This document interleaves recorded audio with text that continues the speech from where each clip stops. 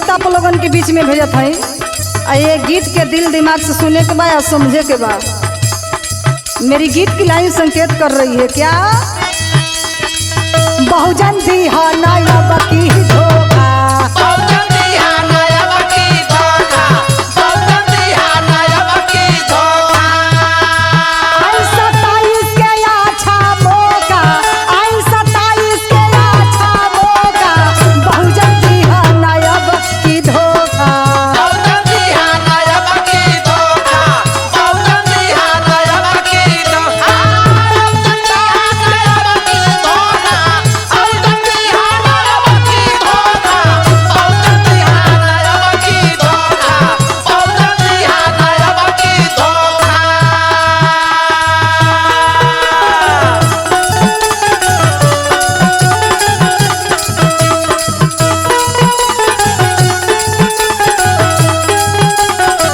क्या बात है, क्या बात है।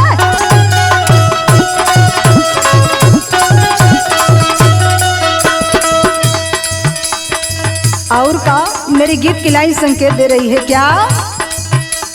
माया बहन के अच्छा सनवा पूरा जग दुनिया जाने, बहुजन पूरा जग दुनिया जाने, हे बहुजन पूरा जग दुनिया जाने। कानून वाला राज चलवनी आयरन लेडी लोग जाने, हे बहुजन आयरन लोग जाने, हे बहुजन आयरन लोग जाने।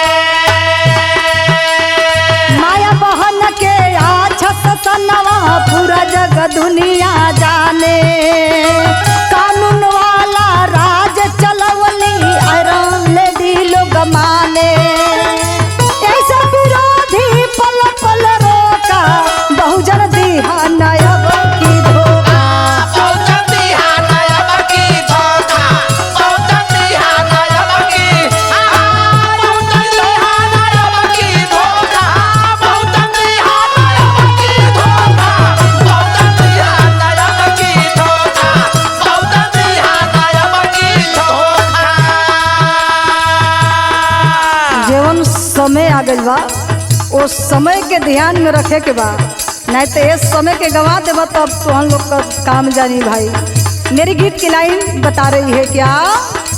सीएम बनी है माया बहन जी, होई बहन बेटी के भलाई, हे बहुजन होई बहन बेटी के भलाई, हे बहुजन होई बहन बेटी के भलाई।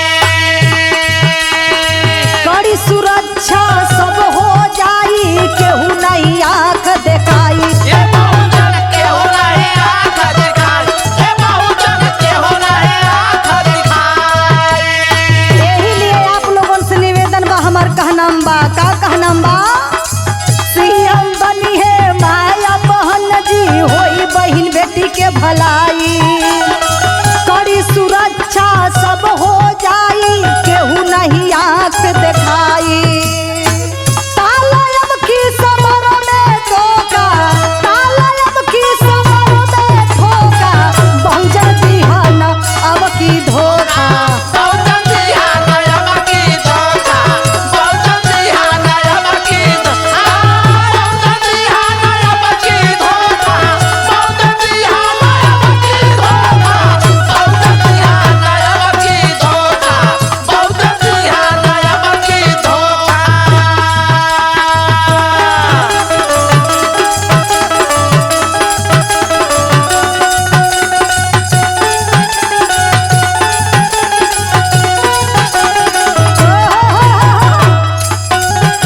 अरे बाहर भीमवा जी।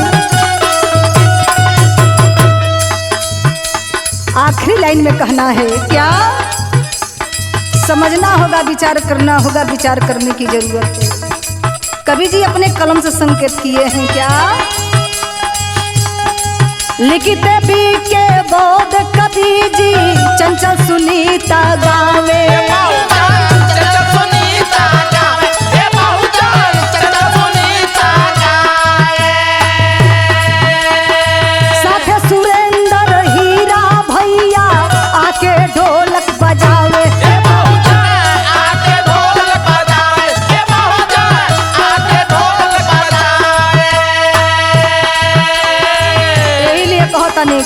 तनी हीरा भैया, मनीष बाबू, दुर्गुजय भैया, प्रमोद भैया, यही लिए हमारे गीत का लाइन संकेत करतिया का लिखते पी के बौद्ध कवि जी चंचल सुनीता गावे साथ सुरेंद्र